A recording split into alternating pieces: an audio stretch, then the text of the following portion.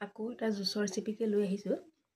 খালি এই জুচটোত মই অকণমান নিমখ ব্যৱহাৰ কৰিছোঁ।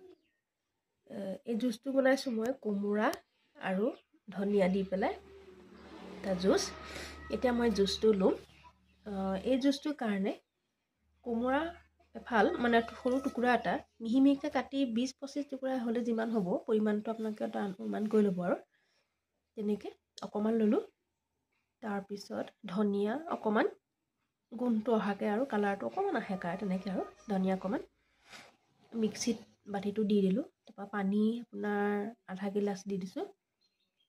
লগতে অকণমান 1 চুটকি বা 2 চুটকি ক'লা নিমখ আৰু আধা চামুচ তাতকৈ অকণমান কম জিৰা পাউডাৰ অকণমান দি পেলাই মিক্সিত মাৰি দিলোঁ।